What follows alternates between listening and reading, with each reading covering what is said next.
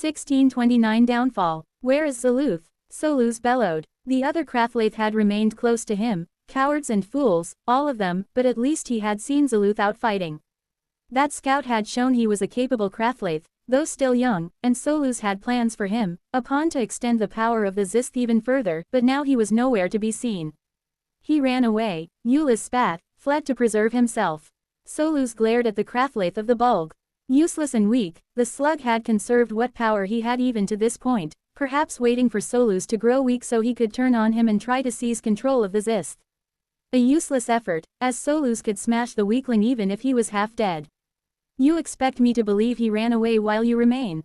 Soluz spat. He turned his furious glare at the others around him, including Mulzos, leader of the Lurs, and Puzith of the Suggoth. You're useless, he ground out through his clenched fangs. Cowards and traitors. You call yourselves Krath. Despite the fury that burned in his veins and sizzled his flesh, Soluz could see that the heart was all but lost, a fact that stung him so fiercely the pain of it was greater than the acid within him. It was all he could do not to start lashing out and feasting on the weakling leaders around him. He would need them, for a little while longer. When he had led the survivors of his tribe to a new slime ground, established a new center of power for himself, then he would turn on them. Disgusted by the pathetic display and the possible betrayal of Zaluth, Soluz raised his voice to gather the remaining members of his tribe. Fall back, he ordered. Regroup in the upper chamber. Once the order had been given, he made his own move immediately. Without the slugs actively pushing back against the oncoming enemy, it wouldn't be long before the lower chamber was lost completely, and he certainly didn't intend to be the last one in line. Clinging to the ceiling, he pushed and bullied his way forward as the Krath rushed to the relatively narrow opening. Only for a flood of shining blue fluid to pour down from above. Horrified, the slugs slid to a halt, though some were already too close. The blue liquid gushed through the opening, spraying drops in every direction. Those Krath closest to the opening fell back, writhing and hissing in pain and fury, their skin sizzling as even a single drop burned into them. Soluz knew well how that pain felt, and he wasn't eager to feel it again. The ants must have cut them off and started flooding the upper chamber behind their backs. It was a trap all along. A part of him could see how cunning and conniving the plan of the invaders had been, leaving them no escape. It was a very Krath thing to do. Even so, he was the leader of the Zisth tribe, Soluz. He was as calculating and underhanded as he was powerful. There was still a way out, there had to be. This way, he bellowed. We have to blast a hole through the wall of the heart, it's the only way out. He led the charge himself, but, for the first time in this desperate battle, he realized that not all of his tribe was following. Seeing the opening to the upper chamber cut off had shaken his people, and some were beginning to panic. Pathetic fools, he sneered. How had they ever been considered worthy of the heart? Damaging his own home seemed offensive to Soluz. This was their slime ground, the central hub of their territory, a sacred site that contained the pool of the ancient. Yet, to survive, everything was on the table. As he slid across the ceiling as fast as he could, Soluz gathered his power again. Summoning the acid from within his flesh and sucking in mana, he wove them together, not to harm the ants or drive back their assault, but to blast a way through the rotten and slime-infested wall of the heart itself. The slugs around him gathered their strength to aid him, and Soluz felt his confidence surge. He would survive to fight another day, and next time, he wouldn't lose. These invaders had struck a blow, had achieved something no one else had in thousands of years, but this would be the end of it. When the tribes were united, there was nothing that could stand against them, not even the whole of Pengara. The fist of the gorilla came from nowhere, slamming into the ceiling, the enormously thick fingers tearing into the heart. Soluz turned and fired his magic on reflex, straight into the rage-filled face of the ape monster. The beast slapped away the spell with its free hand, roaring defiance even as its skin bubbled and burned from the power of the Krath's acid. The free arm came back and swung with dizzying speed, but Soluz was ready, sliding to the side as he hissed in defiance. What he hadn't accounted for was the sheer power of that punch. The entire heart rocked from the force of the blow, and Soluz, so close to the point of impact, lost his grip, and began to fall. He barely had time to realize what had happened, to come to terms with his inevitable death, before he was snatched out of the air by a writhing forest of dark limbs. He tried to expel his acid through his skin, to burn his way free, but he wasn't fast enough. The barbs lining the tentacles dug into him, then began to rotate. Before he even had a chance to scream, Soluz was no more. 1630 Medicine. Solent watched as the last of the Krath resistance was swept from the field. They'd lasted longer than she'd expected, a testament to how tenacious they were as enemies. She had a respect for the slug tribes. As enemies, they were everything the little general could ask for. Cunning, vicious, willing to sacrifice in order to achieve victory, canny in the ways they utilized their advantages. Their defeat in this campaign was simply a matter of planning. Solent had prepared for this outcome from the very beginning. With the power of initiative, the Krath had been forced to react, always on the back foot. So long as they hadn't succeeded in cracking the fortress, then the colony was assured of victory. It came close, closer than she thought it would, but thanks to the heroics of the battalions, the sacrifice of many of her siblings, and the unrelenting will of the eldest, they had held firm. Now it was time to reap the reward. I suppose you think the work is done, Mendon snapped as she walked up to the general. Did you forget we still need to heal this massive thing? Of course not, Solent replied calmly, patting the irascible healer on the carapace with her antenna. I'm well aware of the work that still needs to be done, have no fear. You will be given all the time and support you need. Mendon huffed, not appeased in the slightest. Oh, you're going to give us more time, are you? I expect you'll shut down the mana flowing down from above, then. Wouldn't want the heart to fill up too quickly now. Solent clacked her mandibles with regret. Sadly, I do not believe we are able to shut off the flow once it has begun. Needless to say, the faster we can fill the heart and have it start to spread our concentrated, cleansed mana, the better. The healer shook her head, disgusted. Typical, she said before walking away, muttering to herself. When she reached a group of healers busy working on a section of wall, Solent could see them discuss amongst themselves for a moment before the entire group turned to stare at her. You should be careful not to get injured any time soon, Leonidant advised her. I think you might be right, Solent agreed. Of course, they could shut off the flow from above, but she wasn't wrong in saying it was important to fill the heart as fast as possible. If they let the cleansed mana trickle in and slowly dissipate, it would be eaten up by the fifth in no time at all. Only by pumping out highly concentrated energy would they be able to achieve their aim, a full conversion of this entire section of dungeon. Which meant the healers would need to make sure the entire heart didn't fall apart over the next hour or so, a daunting task, to say the least.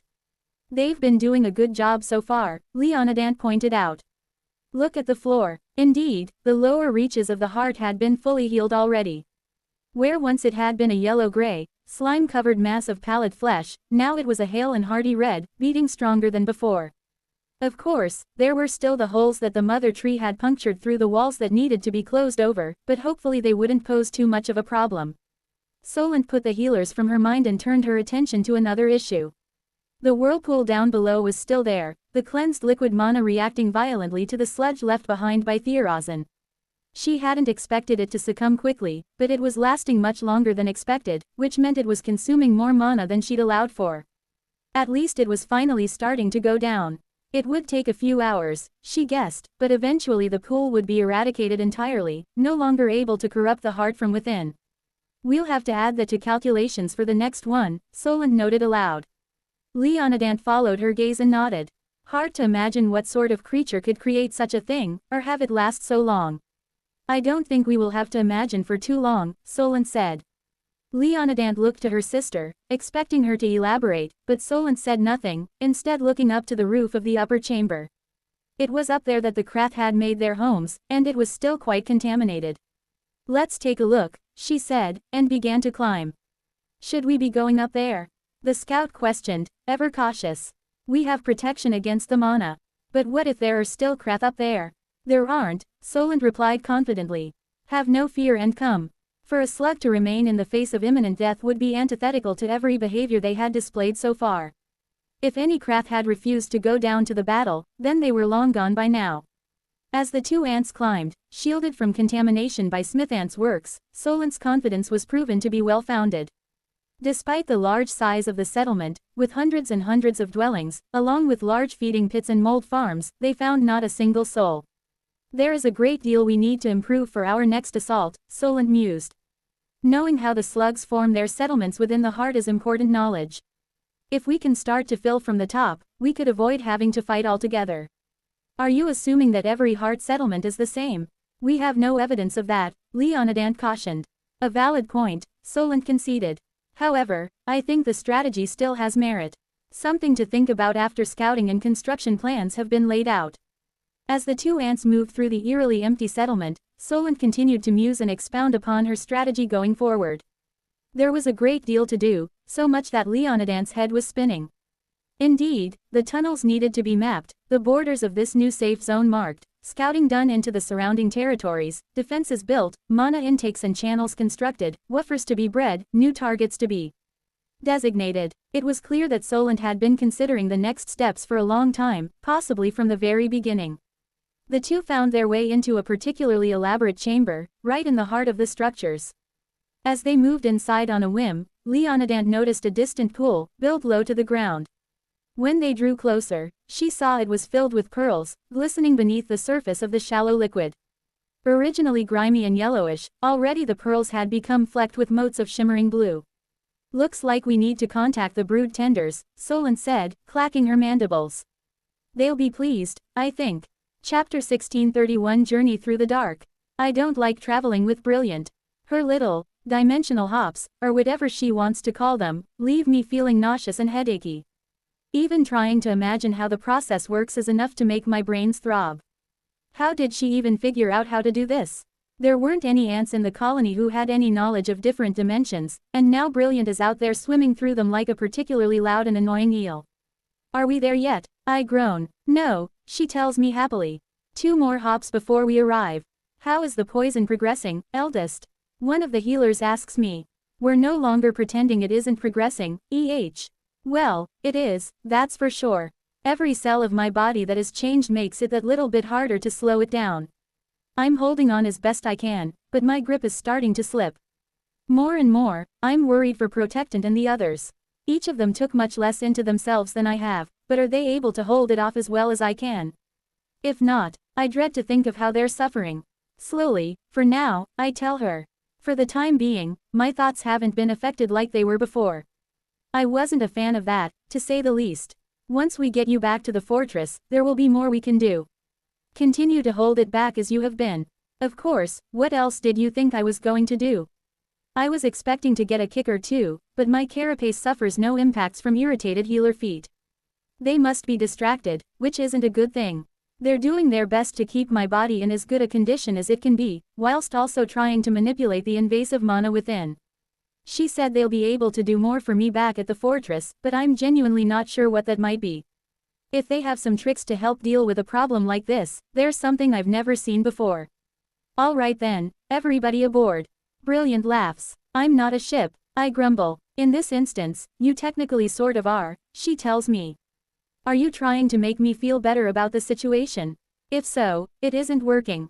I wasn't, she confirms, tapping me on the back. I think everyone is here, good.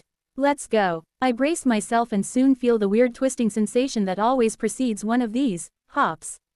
There's a sickening, sucking feeling, and then darkness. Which isn't too shocking, we're hopping from patches of total darkness to other patches of total darkness, after all. There isn't anything to see. I don't know what's making me feel worse. The infection or these dimensional shenanigans. I'm pretty sure it's the infection. That doesn't look pleasant at all. I raise up an antenna to prod the little mad scientist. You can see it, I say. Of course I can. Nope, she huffs. Able to see all the mana around me, even if it's hidden away inside something. You'd be amazed at how much energy is sneaking about, just beneath the surface. That's kind of impressive. I assume you have some sort of organ for that. No, I'm just brilliant. She snuck that one past me, dang it. Tell the truth. Organ. Yes it is. I knew it. How many more do we have to go? I groan. Just the one more. Give me a few minutes and we'll be ready to jump. Not like I have a choice. The healers get back to work fussing over me, doing their best to help with the infection, and I do the same. We're close to the fortress now, I can tell by the sheer volume of wool flooding through the vestibule. It washes away my fatigue, refreshing my brains and easing the strain in my body. Which is important, because I am working my carapace covered backside off. Soon I'll be right back where I started, as if my protectors hadn't ever taken a drop of the corruption out of me. The pace continues to grow, and despite all of my best efforts, I'm losing this battle. Perhaps with enough healers working on me, we'll be able to overcome it. I don't know, I suppose I'll have to hope so. At this point, I don't see that I have any other options but to trust the colony can save me. Alright, here we go. Brilliant announces. I'm too tired to say anything anymore, I just brace as best I can and then, bam. As quick as a blink, my surroundings change from total darkness to a brightly lit and crowded chamber inside the fortress. There are dozens of healers around, and as soon as I appear, they leap at me, antennae prodding as they urgently confer with the few who made the trip with me. The pressure eases a fraction, and it's enough to almost make me sigh in relief. Eldest, don't rest, we need all of your effort to fight this, one of them scolds me. I'm working, sheesh, I don't want to mutate into some horrific, contaminated monstrosity. I'm putting in my very best effort. A figure walks up to me, arms folded across a broad, stone-covered chest. I feel a mind reach out to mine and allow the bridge to connect. Granin, what have they brought you here for? I say, don't you have to worry about mana sickness? All three of us are here, he tells me, face creased with concern. They thought we might be able to advise. He looks me up and down slowly. You look rubbish. Is it that bad? Gee, thanks, Granin. Nice to see you too. And, it's the contamination straight from Theorazin's back end, so I suppose it isn't wonderful. You're understating that by a significant degree, aren't you? Maybe. He groans and pinches the bridge of his nose. This isn't helpful, Anthony. 1632 How to solve a problem like Theorazin.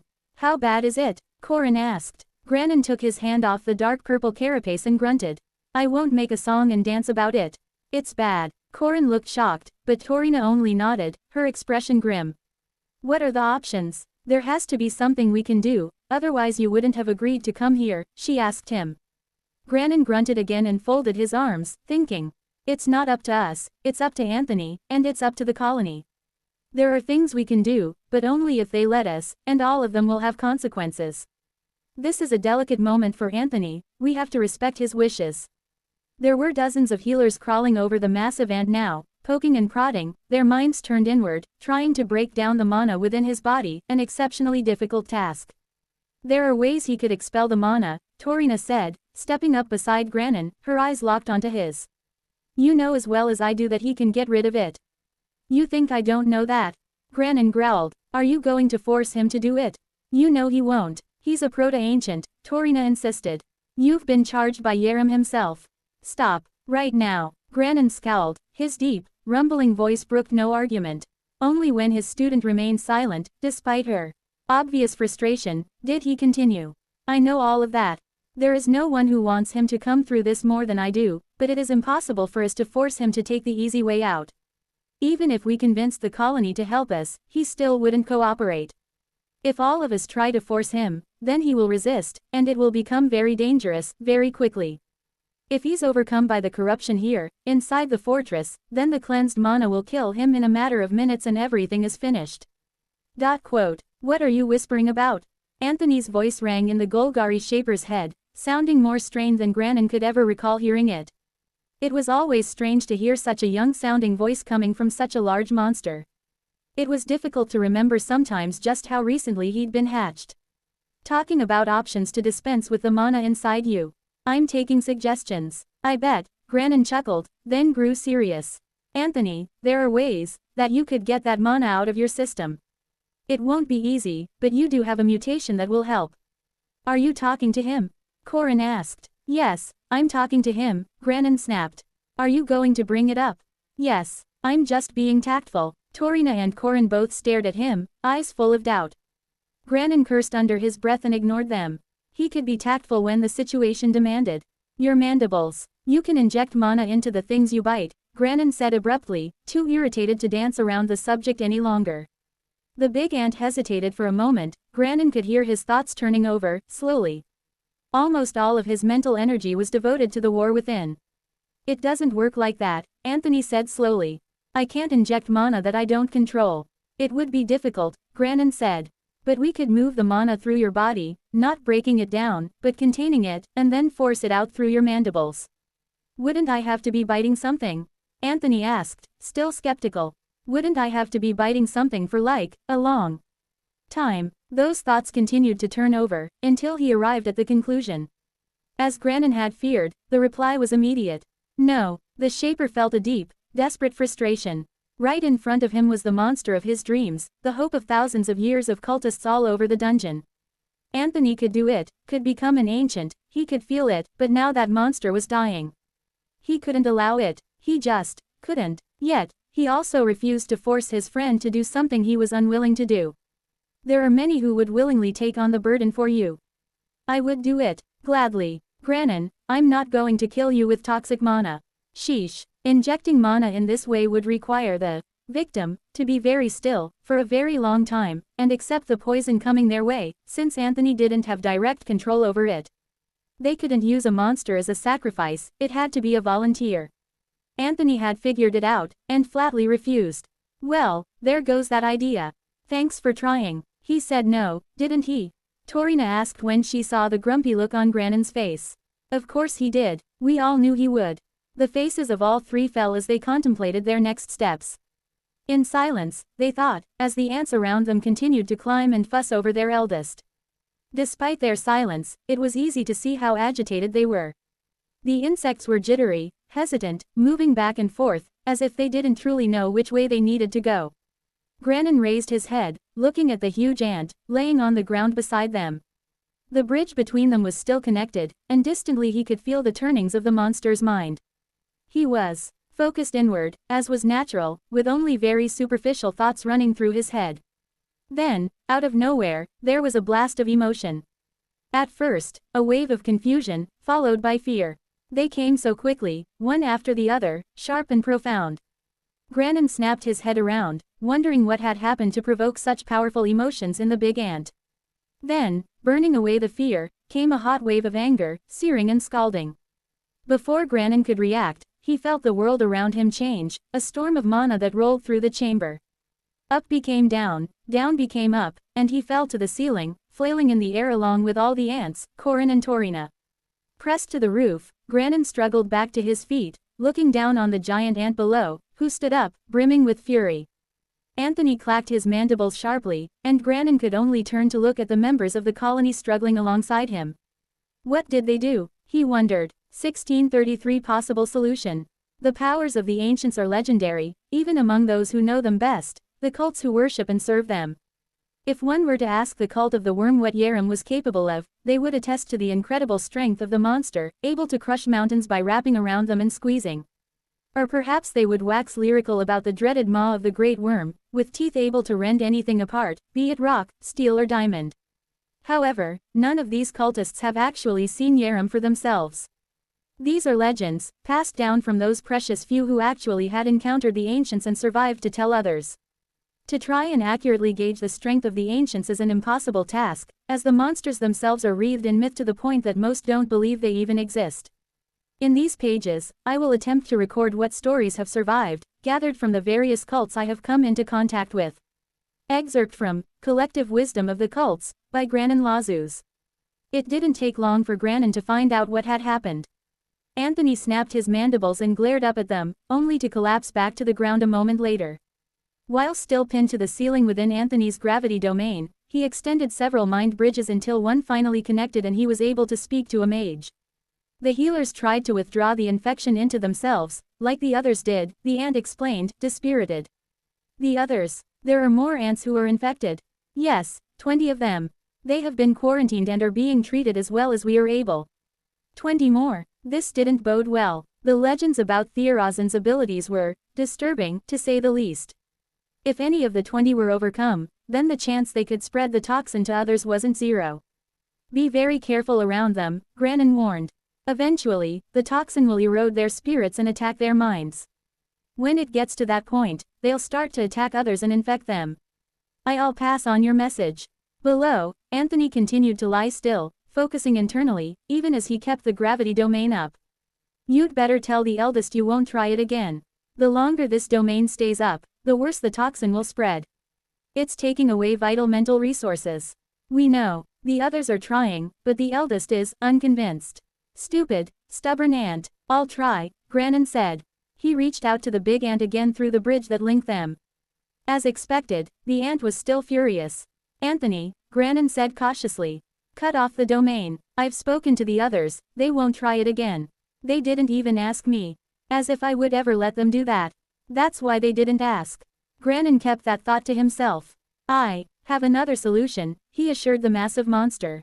It isn't ideal, but it will work. Now let us down. If you're too far gone, then even this won't solve the problem. Fine. The dark purple mana that filled the room flickered and faded away, leaving Granin, Corin and Torina, along with 100 insect monsters, floating in midair for a terrifying moment before they plunged to the ground. Torina managed a neat turn in the air and landed on her feet. Corin attempted the maneuver, but didn't turn far enough and landed flat on his face. Granin didn't bother and crashed into the floor like a boulder, his granite-second skin absorbing the impact. He grunted as he picked himself up, noting the floor had come off second best in the impact, and turned to the gathered ants. I have a possible method that will work, he told them. As one, the ants' attention snapped towards him, all of them pointing towards him at once. Granin held up his hands, feeling a little defensive. The eldest has to agree. And it won't be easy to do, but we might just be able to pull it off if everyone cooperates. There was much antenna waggling as the ants communicated amongst themselves. Speak to the eldest and see if they will agree. If you can get their cooperation, we will provide anything you need. Granin nodded and drew in a deep breath. This was the best option he could see. It wasn't ideal, as he'd said, but it was better than letting the most promising proto-ancient he'd ever seen die. Anthony was more than that, though, he was also a friend. Granin would put everything on the line to make sure he would survive. All right, Anthony, I've got one more solution for you. It's better than the last one, but you might still not like it. Does it involve killing someone else so I can live? It doesn't. Well, I'm a fan so far. Here goes nothing. In short, you need to evolve. There was a long silence as Anthony just looked at him, slowly processing. Wait, that's it. It's possible you will get an evolution option that will enable you to either absorb and utilize the energy in your body, or one that will make it possible for you to survive it. If such an option appears, you'll live. The big ant thought for a moment. I suppose I've seen something like that before. There's this strange feeling I have that you aren't telling me everything, Granin. What's the catch? You're in no state to manage your own evolution, Granin told him bluntly. So you'll have to let us do it. Also, we'll have to try and keep you from dying during the course of your evolution, which could take weeks. It'll be a tremendous pain in everyone's backside, and we may not even succeed, but right now, I don't see another path. The Golgari folded his arms across his chest once more and leveled his stare at the ant before him. It's not ideal, I know that, but if you relax enough to manage the evolution yourself, the toxin will expand too fast. Also, your evolution will be somewhat forced. Whatever option will help you live is the one we have to take. We could be seriously harming your potential by doing this. Granin hesitated for a moment, but plowed ahead. He owed Anthony the whole truth. The corruption of Theorazin may not even be totally gone. You've probably experienced it to some degree already. Wow, this suggestion is sort of rubbish. It's the best I can do, Granin snapped. I tried to convince the colony to let the mages from the Silver City in here to look at you, but they don't trust them enough. Anthony laughed, a thin sound that echoed in Granin's head. I suppose we better move quickly, then. How did you even know I was max level? Granin shrugged. I didn't. 1634 The change. As a member of the cult of the worm myself, I believe it is most appropriate. To begin with what is known of Yaram. There are, of course, many tales passed down within the cult regarding the feats the eternal worm achieved while on the surface, but it is difficult to know which have some basis in reality. Yaram is said to have drunk an ocean, consuming all of the water and monsters who had dwelled within. This is a surprisingly common tale, to the point where some research was put into it. Within the cult in the modern era, it is mostly believed Yaram did consume a large body of water, an inland sea south of what is now the wave sands. Generally, Yaram is said to have truly immense physical strength to go with their size, skin so dense no weapon or magic can breach it, and a maw that can devour all that enters it. If the eternal worm has abilities beyond these, we do not know of them. Excerpt from Collective Wisdom of the Cults, by Granin Lazus. Once the decision had been made, events progressed quickly. The colony leapt to action once Anthony had given his approval, rushing to secure cores and biomass to feed to their eldest, pushing him towards a perfect evolution. As if Granin would have settled for anything less. If they were going to do this, then they would do everything they could to ensure the evolution was as perfect as possible. He refused to watch Anthony's future be cut short by this absurd happenstance. He refused. Did they have a mythic core for him? Corin asked as the three Golgari consulted with each other. Without the core, they would be crippling him. It's being prepared as we speak, Granin said. Will he be strong enough to absorb it? Torina fretted. He's growing weaker by the minute. He doesn't have a choice, her teacher stated grimly. He has to eat and has to take in that core. Once he's ready, we will have to start immediately. I'm not sure about this, Corin fretted. Are we really the right ones to guide the evolution of a monster this powerful? An ancient candidate, he has the call. What if we make a mistake? What if he dies? Torina shot back. I would rather make a mistake and save him than let him fall here. I would rather we save him and do it right, Granin growled. Stop doubting and center your minds. If we are going to do this, then we are going to go in with level heads and clear thoughts. A steady flow of ants came and went, dropping off biomass that Anthony slowly consumed, stuffing himself absent-mindedly as he focused his energy within. There were more healers around him now, doing all that they could to hold back the toxin. Granin felt the passage of time as a painful drip. He stood, arms crossed, leaning against the wall with Corin and Torina beside him, watching events unfold. What I'm really worried about, he said, as if we need to make the mutation decisions as well. His mind is weak, we won't be able to consult him much, if at all, and that gravity mana of his is becoming the focus of his build, but we still don't understand it well enough to properly capitalize on it. That is a valid concern, Torina frowned. We may have to speak to him, even if it distracts from holding off the toxin. As little as possible, Granin warned. If we distract him too much, then we may as well have him do it himself. There was a disturbance to the side, and moments later a column of ants marched in, a soldier at their head, an enormous core clutched in her mandibles. In short order, it was placed in front of Anthony, who extended a single antenna to touch it. The moment they came in contact, a burst of energy erupted from the core, spiraling into the air in dense ribbons of light. It twisted and spun, swirling towards the massive ant and sinking within his carapace. Anthony shifted uncomfortably as his own core swelled within him, pushing into his organs and compressing everything within his carapace. Even as the core was absorbed, the great ant continued to eat, shoveling in the biomass bite by bite.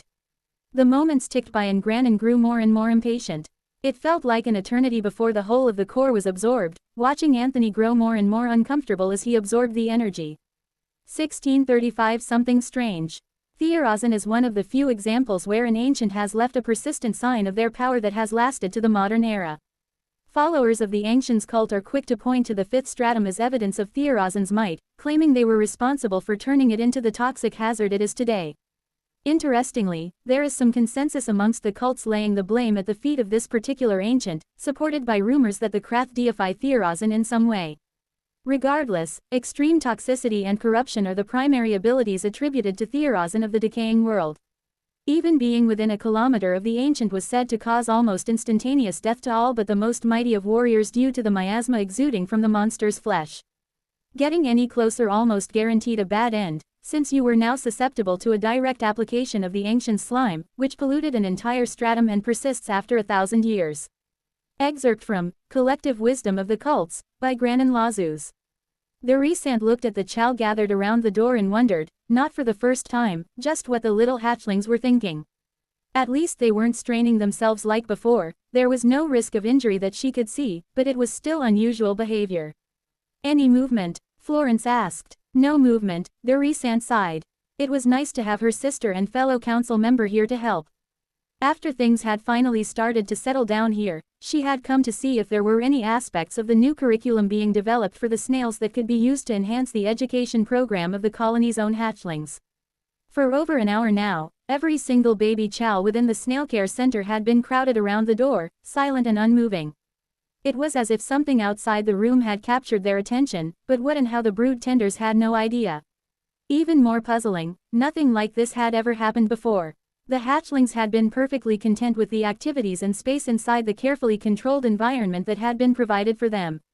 All of a sudden, it seemed as if they universally decided they wanted to leave. It was baffling. So far, the tenders hadn't interfered much, there wasn't any danger that they could see, after all, but their small attempts to lure the snails back to other activities had completely failed. Without exception, every single one of them was focused on the exit to the exclusion of all else. Should we let them out? Florence suggested. What? The Resant gasped. The fortress still isn't secure. There are sections still flooded with toxic mana. Absolutely not. Those sections are completely blocked off. I'm not suggesting we let them slide off unsupervised, Florence tried to calm her sister, clacking her mandibles in amusement. If they are sensing something outside the chamber, then it shouldn't be far away, surely. After taking some precautions and ensuring the surroundings are safe, we can let them out and carefully supervise as they lead us to whatever has captivated them. I don't see the need, the Rhysand stubbornly refused. There's no reason to risk the hatchlings' safety. Any minute now, they may grow bored and go back to playing and meditating. They've been staring at that door without moving for over an hour. Whatever is out there, they really want to see it. Florence couldn't help but laugh. The brood tenders were obsessively protective about the young, of course they were, but it seemed as though her sister was coddling the little snails even more than she did the grubs. Perhaps she was just sensitive, considering the recent singing trauma they had all experienced. That was perfectly understandable, but from her perspective, there was no harm in letting the snail hatchlings out so they could learn just what had seized their attention. With preparation, there should be no risks at all. What do you say? The Rhysand didn't look happy. Her antennae swung in agitation as she ground her mandibles together. The little snails had only recently recovered after exhausting themselves singing. They'd slept for so long, and been so lethargic afterwards, the tenders had been afraid to even start singing lessons again, in case their vocal cords, which were apparently a thing, had been damaged. Healers had been in multiple times to inspect them in the last day, under strict instructions to keep their complaining outside the room. Despite having been given a clean bill of health, she still wasn't confident they were well. If this had happened in a few days' time, perhaps she would have been more comfortable. The possibility exists that we wait and wait, expecting them to go back to their normal routine, but they keep standing there, not eating or resting, and it becomes an emergency, Florence pointed out. If we act now, we can head off a potential problem. The Rhysand's mandibles snapped shut. That was a lot more convincing. The Chow were stubborn, very much so. If they didn't get what they wanted, they may well just stay there for days on end, driving the tenders mad. Fine, she eventually muttered. But you have to ensure their safety. I want the whole fortress on alert. Fine, fine, Florence laughed. I'll be thorough. I don't want anything happening to them either. Try to remember that. The two put their heads together, discussing the best way to ensure the little snails would be safe, no matter where they went in the fortress, before Florence left to start putting their plan into motion. If all went well, it would be less than an hour before the door could be opened and the Chow could be introduced to the rest of the fortress. 1636 Triad Work. Cicernix the Dark Spear is one of the more mysterious ancients, a trait adopted by their cult. The followers of the Dark Spear are almost impossible to find, a secretive organization that operates primarily amongst the Brathian, who surface for reasons known only to them before they vanish once more. What little is known is that Cicernix is a creature of shadow and water, suspected to have been born in the second stratum, which would make them perhaps the youngest of the ancients. This does not, by any means, mean she is the weakest. In the far north, the Ridgeway Canyon, a 1,000-kilometer-long stretch of sheer walls, is assumed to have been formed by the passage of the Loon River. Amongst the cults, its formation is attributed to the Horn of Cicernix. Excerpt from Collective Wisdom of the Cults, by Granin Lazuz. As Anthony continued to eat, Granin watched carefully, judging his condition by the behavior of the ants around him. It was a better indicator than asking him how he felt, after all. It had long been a pattern with him. Almost as if he felt a reflexive need to downplay his own suffering. There might be a reason behind such behavior, but Granin wasn't going to be able to get to the bottom of it in the next hour, so he ignored it, and watched. All the while, he conferred with his triad, and, intermittently, he spoke to the monster himself. It was admirable how well Anthony was holding up, though the strain was clearly taking its toll. More than that, Granin was carefully sensing for any sign of corruption in his thoughts, yet so far, he had felt none. How much biomass do you have now? Granin asked. Enough. Surely, enough. I'm fit to burst. That doesn't mean anything to me. I need a number. Sheesh. Give me a second, I have other things on my mind. Can't you just check my core and see the number anyway? Granin raised a brow. I can, with your permission. Are you happy for me to take a look at your core? Don't you have to do that anyway? He replied wearily. I don't have the headspace for trawling through mutation menus. Please, tell them to take the food away, I'm stuffed. I'll tell them to take it away just as soon as I confirm how much biomass you have stored up. Gay. Placing his hands on the great monster, Granin let his consciousness slip inside and carefully access his core. As always, he marveled at the tremendous flood of information that came pouring out. The information that all monsters contained was dense, intricate, and for the most part, irrelevant. From long experience, Granin knew that every single detail of a monster was contained within their core, down to the alignment of their muscles and ligaments, the exact dimensions of their digestive system. He allowed all of that to flow past him as he sought out the one piece of information that he needed. Thankfully, he knew where to look. After a quick glance, he withdrew his awareness and came back to himself. "Got what you need," Anthony said. "I did. You've been stockpiling biomass for a while now, haven't you? Or have you just been putting off mutating because you couldn't be bothered lifting the mental load?" There was a conspicuous and long silence from the massive ant. "I wouldn't phrase it that way," Anthony said evasively. "I've been rather busy. Very busy. I haven't had time to sit down and read through endless menus. We've been conquering the fifth and such out here. And you were lazy. ... Maybe." Granin grunted, but pushed his exasperation to the side. In his defense, Anthony had been busy.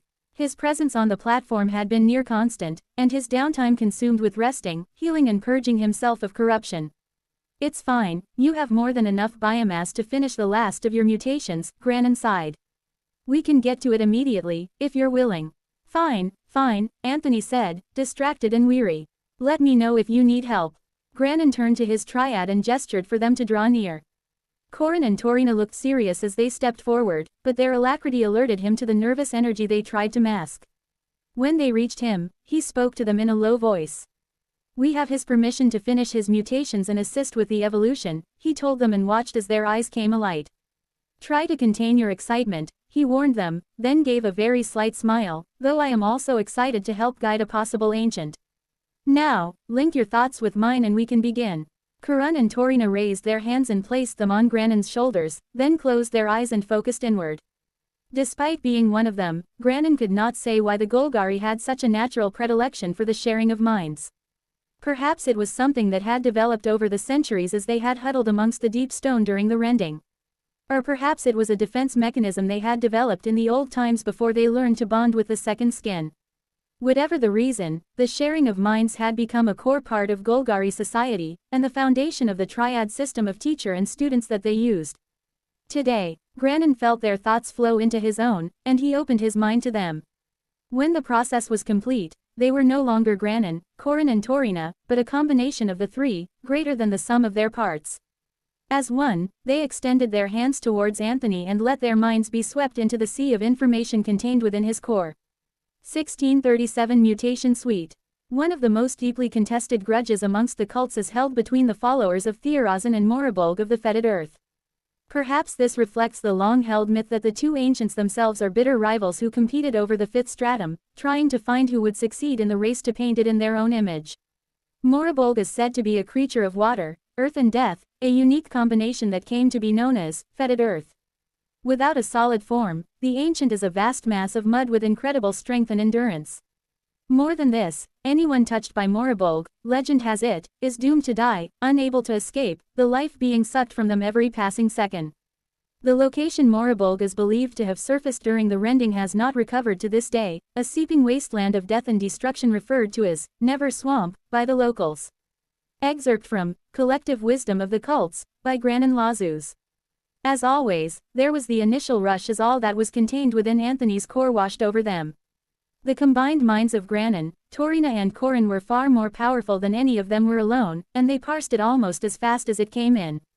After a few moments, they were able to piece together the full breadth of Anthony's status.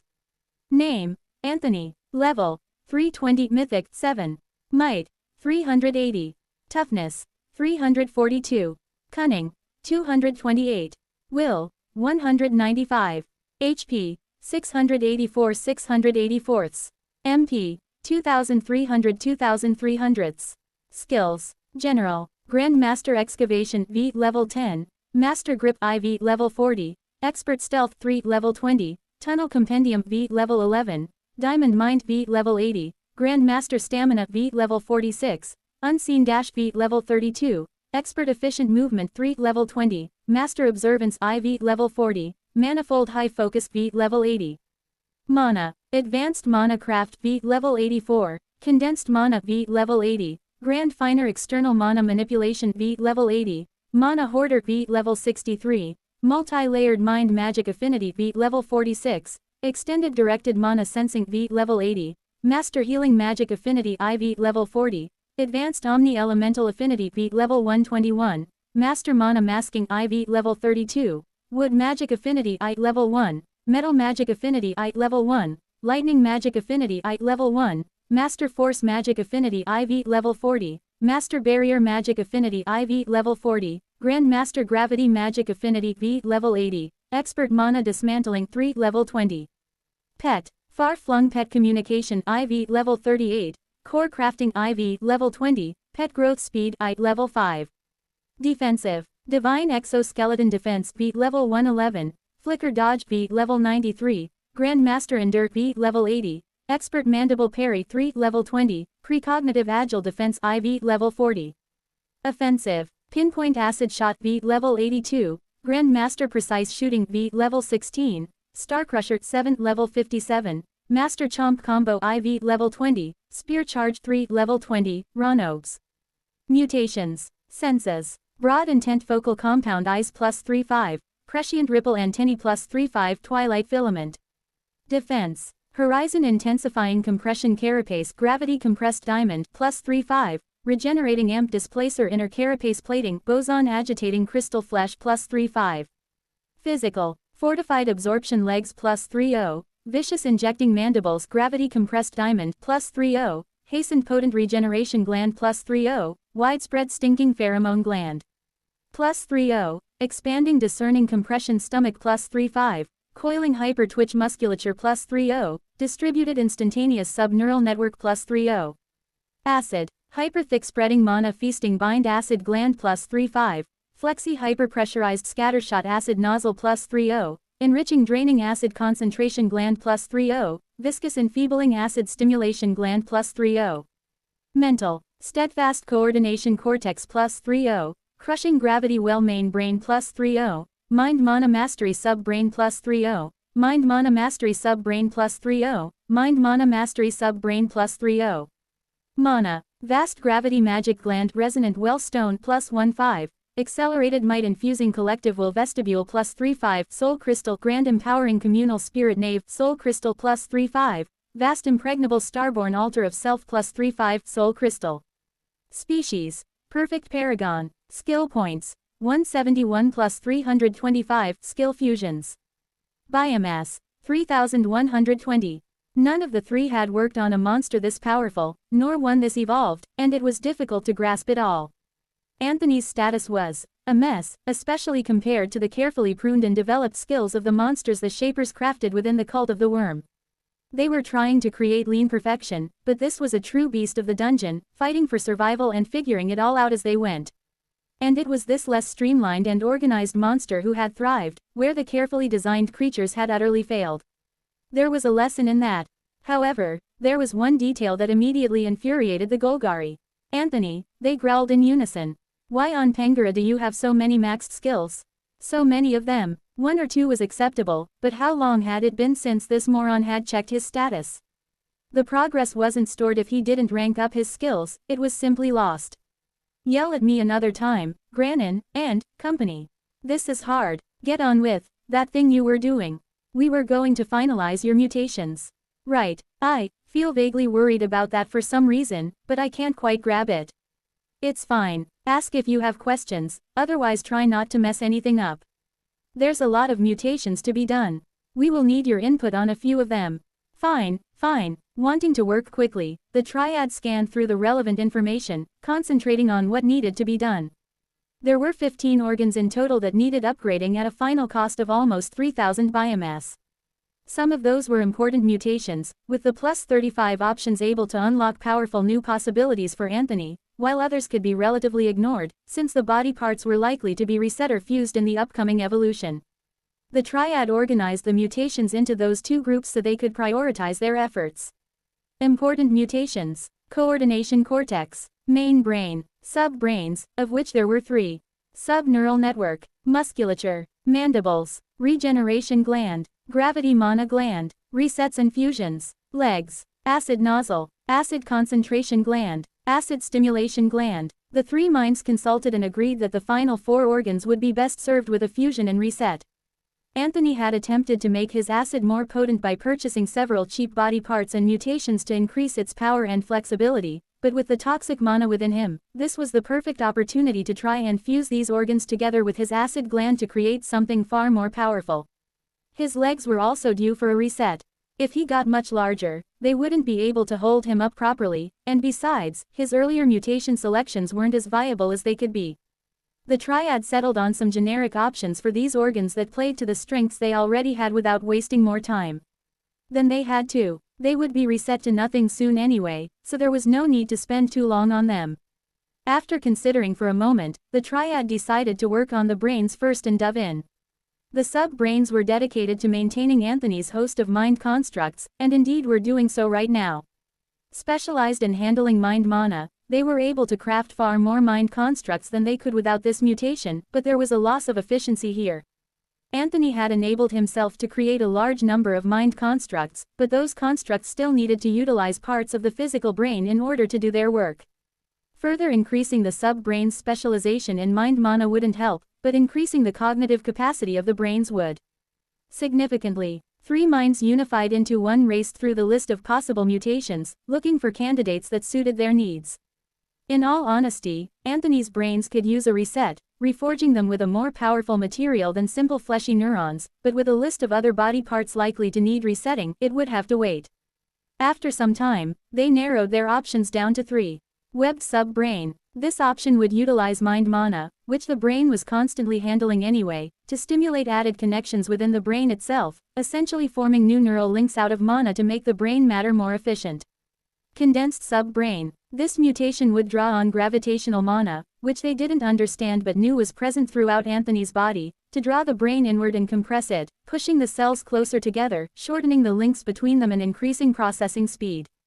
Interwoven sub-brain. Less specific to Anthony, but well regarded in the Shaper literature, this mutation would serve two functions, linking the sub-brains together, and weaving greater connections between the neurons.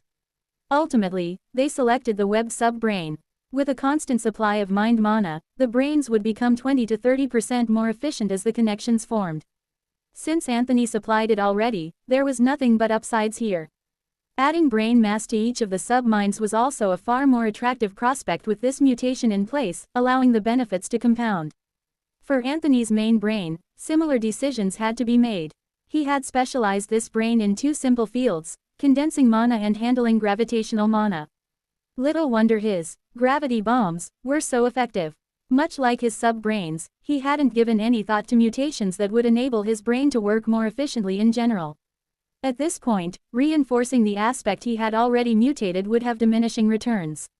It was time to increase the effectiveness of the brain as a whole. The condensed option they had already explored was a strong contender here, as it would synergize well with the brain's intended purpose, handling gravity mana. To be sure it was the best mutation, they thoroughly examined the list and found another tempting prospect. Will-forged main brain. The triad weren't overly familiar with the power of will that Anthony absorbed through the vestibule. They only knew what Anthony had told them about it and what they could glean from his core. However, this option seemed very viable. Utilizing the power of will, it would work to increase the processing speed of the brain, running the cells hotter than they should, but sweeping the waste away and preventing the neurons from burning out using that mysterious will energy. It was something Anthony had in abundance already, so long as the colony was somewhere nearby, and according to their calculations, would provide a greater boost than the other mutations they looked at. They locked it in and turned to the coordination cortex. This was where Anthony had placed the responsibility of increasing the efficiency of his brains. The coordination cortex worked to distribute tasks across the four brains and reduce the strain on each, ensuring they were each fully utilized and able to work harder for longer. The triad dove into the list of options, looking for something that would provide the power boost Anthony would need. Mutations for the cortex were somewhat limited in scope, the organ could only do so much, but they were able to find one they liked. Event Horizon Coordination Cortex. Drawing on the power of gravity mana, this mutation would, somehow, dilate time within the cortex itself, allowing for what appeared to be lightning-fast processing. It was expensive in terms of mana draw, but Anthony was more than capable of providing the power necessary, and would even recoup a percentage of the cost via his resonant wellstone gravity mana gland. This balanced approach to the use of Anthony's resources appealed to the triad. None of the brains would draw a detrimental amount of mind mana, gravity mana, or will, and they made use of distinct, readily available energy sources. They locked it in and moved on. 1638 Mutation Suite Part 2. Caraflare, for some reason, has many stories and legends passed down amongst their followers. Either the kindling cult of the Hell Flame is more creative than the rest of us, or the ancient did indeed interact with their forebears more than their peers. Whatever the reason, Caraflare's power isn't difficult to conceptualize, it burns. An entity of living flame, the ancient is possibly an elemental, born of the fourth stratum, that has evolved to the very pinnacle of what is possible. According to the cultists, all things burn in the presence of Caraflare, even that which has no form. When pushed to explain, they will tell tales of when the ancient burned time itself, though for what purpose, they are less forthcoming. Regardless, it is widely believed that Caraflare is fully capable of burning mana itself, making them invulnerable to almost any form of magical attack. The devastating offensive potential of such a flame does not need to be stated here. Excerpt from Collective Wisdom of the Cults, by Granin Lazus. With the brains dealt with, the triad turned their collective attention to the next organ they needed to handle. Anthony's musculature was fully mutable, and had been almost exclusively mutated to enhance its burst potential. He was able to unleash extremely explosive power from his muscles in very short spans, making the crunching impact of his bites truly punishing. It also meant his dashes and dodges were extremely rapid, which synergized beautifully well with his foresight, making him a truly elusive target, despite his size. The triad considered his body and realized Anthony had likely never realized he was suffering innumerable tear and strain injuries as a result of his musculature. His tendons weren't mutable and couldn't stand up to the explosive release of energy, leading to numerous tears, and his muscles themselves showed signs of wear from repeated healing. His ability to flush his body with regeneration fluid at a steady rate thanks to the vestibule had allowed him to largely ignore the problem, along with the healing the strange organ provided as well. In truth, his musculature could do with a reset, and his tendons definitely needed to be made mutable, regardless of other decisions, but for now, they sought out a mutation that would help emphasize Anthony's strengths. The triad was loath to lean any further into explosive power, not without something to compensate for the damage that was done, so they avoided the mutations that worked solely to improve that aspect of the muscle. After debating back and forth about the merits of several options, they narrowed the choices to two. Histone veined, an interesting mutation that would inject an area of muscle under tension with a compound that would harden and toughen the fibers, allowing them, for a short time, to withstand far greater punishment and unleash even greater kinetic energy. This option killed two birds with one stone, preventing injury and increasing power. Regen fluid. Parts of the triad wanted to approach the problem from another angle. If Anthony was going to injure himself unleashing tremendous power, why not select a mutation that would simply recover the damage as efficiently as possible? This would allow him to further push himself, unleash greater strength, and the damage wouldn't matter. This mutation manipulated the muscle tissue and liquefied it the moment it was damaged, repairing torn cells and reforming them in fractions of a second. Combined with Anthony's vestibule whisking away fatigue, this would allow him to fully utilize the options he'd selected so far and operate at peak strength for longer. Ultimately, they chose histone veined, but resolved to try and reset his muscles if the budget would allow. His eyes and legs would be first, but there might be room for more depending on evolution choices. The subneural network was an interesting addition to Anthony's suite of organs. If he'd known he could make his own nervous system mutable, he might have done so rather than add an additional nervous system to his body. Making his actual nervous system mutable and then aiming for a fusion down the line could be an effective choice, depending on the options presented. As it was, the subneural network acted as a bypass of sorts, sending information rocketing back to the brain far faster than his own nerves could hope to achieve thanks to his mutations. With his recent mutations, his legs could dodge without the stimuli even reaching his brain, enhancing his reaction speed even further. If the triad were honest, it was one area where Anthony had actually managed to properly coordinate his mutations and organs, giving him an enormous defensive advantage. They carefully examined the list of plus 35 mutations, looking for something that would continue to apply the strengths that Anthony had applied to it. Reacting quickly was immensely useful, though it would grow more difficult as he continued to grow larger. His gated subneural network helped to combat that, but it could only do so much. Ultimately they found an option they were happy to settle on. Cortex infused. A useful upgrade to the coordinating mutation that placed bundles of nerves along the network, allowing it to act without direct influence of the main brain. This mutation took it ever further, enhancing the processing power of the nerve bundles, allowing them to do more, reacting better and faster without having to wait for an actual brain's processing. In essence, this single mutation was like placing 6 small sub-brains in Anthony's legs without having to pay any evolutionary energy for the privilege. Combined with his brain mutations, his mental processing would receive a massive boost from all this streamlining. Ronobes. The regeneration gland was an important organ for any monster to have. The fluid that was generated within was a strange concoction that shapers had studied for generations. It was believed the liquid closely resembled the living mana that most monsters were born from, not quite raw energy, not quite living tissue, but something in between. Pumped through the body, it would rapidly transform into cells to repair damage to any part of the body. Sadly, it didn't work so well in non-monsters. There had been secretive experiments conducted all over the world, with horrifying results. What worked for monsters was clearly not intended to work for mortals. After his initial mutation, which increased the speed at which the fluid would regrow his limbs, Anthony had dedicated every subsequent mutation to increasing the speed at which the gland refilled. Combined with the benefits of his vestibule, Anthony was able to refill the gland with almost hilarious rapidity, but he had never mutated to increase the capacity or efficacy of the regeneration fluid itself. This made the triad's job particularly easy. After all, to maximize the benefit of the rapid refill pace, any mutation that improved those two aspects would have an enormous impact on the potency of his regeneration gland. After investigating, they selected a mutation that worked similarly to the brain mutation they had looked at earlier. Gravitation well. Although it would cost Anthony more of his gravitational mana, and it wasn't cheap either, this single mutation would have the largest impact on both capacity and quality. Able to hold much more regeneration fluid, and concentrating the fluid itself, Anthony would receive close to double the healing every time he triggered the gland. With the rapid refill mutations and vestibule, he would still be able to use it with absurd frequency as well. He was effectively invincible against slowly accumulated damage at this point. Only significant strikes that inflicted major injuries would be enough to worry him, and not for long. Which left the immensely important gravity mana gland itself. Reset and formed of resonant well stone, a material that seemed specifically tuned to mana of this type, Anthony had so far mutated the organ to +15, increasing his capacity at each step.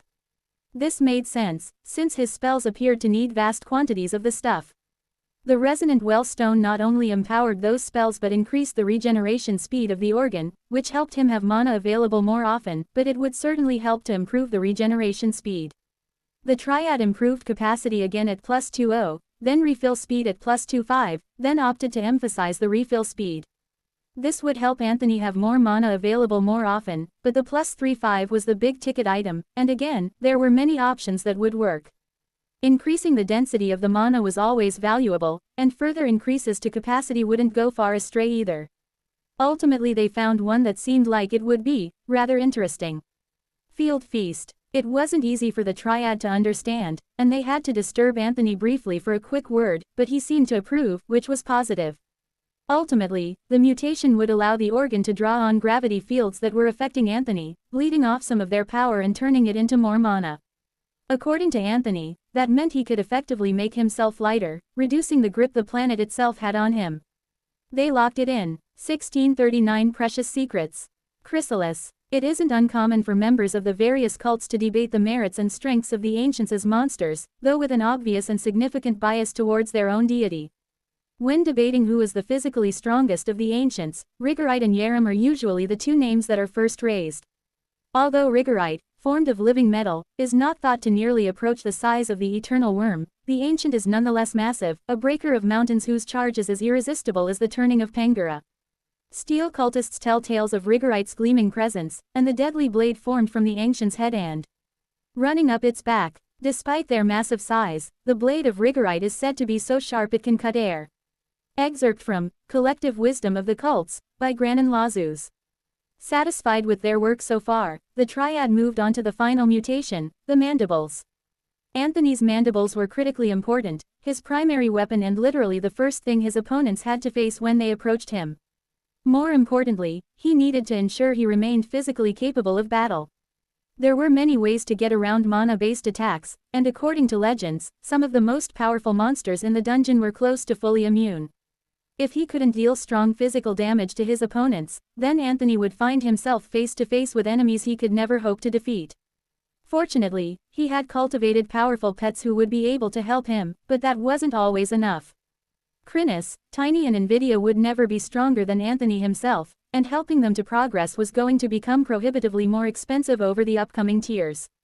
He had to be able to do it himself, which meant his mandible mutation was all the more important. So far, he had taken the Savage mutation 3 times, which increased the size of the mandibles and changed their shape, making them sharper, with longer teeth, giving them more penetrating and gripping power. For his next 3 mutations, Anthony had chosen to explore the ability to inject his opponents with gravity mana. An interesting power that he hadn't been able to explore much in the 5th. Getting up close and personal with 5th stratum monsters was seldom the best approach, after all, and for the mutation to work, he had to physically bite something, not just hit it with his chomping skill. Once he actually got to grips with his opponent, injecting them with gravity mana should allow Anthony to overcome many foes, allowing him to manipulate them from within. Even a monster immune to external mana attacks wasn't safe from energy inside of them. The Triad consulted and decided that the best way for Anthony to improve his combat proficiency was to further enable his mandibles to deal strong physical damage. They had to be sharper and deadlier, which would have the benefit of enabling them to crack through defenses, facilitating mana injection. They searched through the long list until they narrowed down their options, debating and discussing the merits and drawbacks of each. Ultimately, they settled on one. Vorpal. This mutation sharpened and hardened all edges and cutting surfaces to only a few microns. Further iterations on this mutation would have the potential to create monofilament edges. Such a powerful enhancement would also have a dramatic effect on the strength of the skills he used with his mandibles, which would be something to behold. Although the Triad hadn't seen the Starcrusher at work, they had spoken to many who had. A potent weapon indeed. It would be their responsibility to ensure that the giant ant could properly utilize it, and the rank 8 version, after his next evolution. Alright, I think we are done, they said to Anthony, speaking as a collective. What about my pheromone gland? The Triad had made the pheromones produce a pleasant smell in the area which calmed and soothed those who smelled it. They figured anyone around Anthony could do with a little help staying calm. We took care of it, they told him. Alright then, go ahead. Seriously, though, I can't help but feel like I'm forgetting something. No matter. These mutations will significantly aid your cognitive power, which will help you hold off the toxin inside you. We should proceed immediately. I get it. Go on then. All 3 Golgari nodded in unison, then confirmed the mutations. In that instant, Anthony's antennae spiked upwards. Wait, I remember now. No, Shabaka Baziflap, the itch. To the shock of everyone in the chamber, the ant leapt up, crashed into the ceiling, only to begin flailing wildly in midair. Anthony landed heavily, with an enormous crash, legs kicking while everyone scrambled to move away from him. What is happening? The Triad demanded. My body is mutating. It itches like crazy. Gah, it itches. It wasn't supposed to itch. No monster they'd ever seen reacted in this way to mutating. Hold still. You have to focus on protecting yourself from the toxin. The Triad urged him, but Anthony seemed unable to listen. My secret shame, he groaned as he continued to writhe and kick. I hate THIISSSSSS. The healers flung themselves back onto Anthony, doing all they could to stop the progression of the toxin while the Triad extended their awareness into Anthony once more. The poison of Theorazin was spreading quickly, too quickly. How long does this itch go on? They demanded. Quickly. My brains are like a fire that's on fire while within another fire. My muscles. My face. Gah, we have to start the evolution right away, the Triad thought grimly. There was a chance the evolution process would help slow the spread as the toxic energy was consumed by whatever new species they chose. Acting as one, all 3 stepped forward and placed their hands against the wildly swinging body of the giant ant. Begin managed evolution. 1640 Guiding evolution. There are many who have dedicated themselves to the art of raising pets to fight on their behalf within the dungeon. Expensive, time-consuming, emotionally draining, mentally taxing, it is not a pursuit for the faint of heart or weak of mind, but for those who truly master it, immense power can be achieved. From acquiring a core, modifying the core, creating and raising the monster to its full, combat-ready size, there are huge upfront costs to even trying to rear a monstrous companion. None of these processes are easy, if you try to do it all yourself, or cheap, if you try to find someone else to do it for you. For this reason, the majority of pet owners are wealthier individuals, scions from powerful families or individuals who are responsible for the pooled resources of their Delver gang or mercenary regiment. Yet, even in reaching this stage, the true benefits of raising pets have not been realized.